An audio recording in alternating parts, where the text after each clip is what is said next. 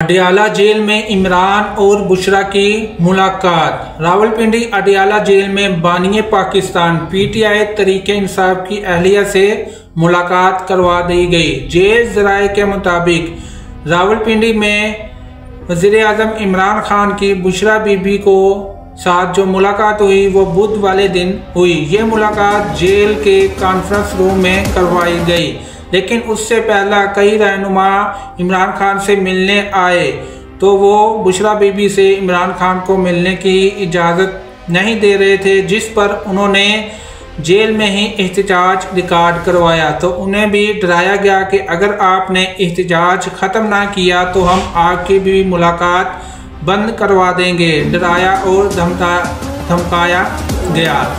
मज़ीद इमरान खान ने उन रहनुमाओं से कहा कि आसिम मुनीर ही ये सब कुछ करवा रहा है, वही आर्डर देता है, इसराइल का एजेंट है।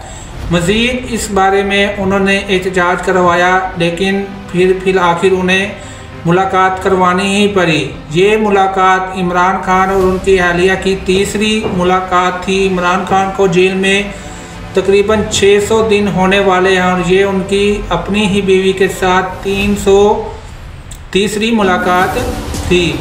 मज़ीद इसके बारे में बानी पीटीआई और तीसरी मुलाकात को जानने के लिए हमारे चैनल को फॉलो करें और इस बारे में आप क्या राय रखते हैं इस बारे में हमें ज़रूर बताइएगा। और मिलते हैं अगली न्यूज़ की अगली वीडियो में। अल्लाह हाफिज़।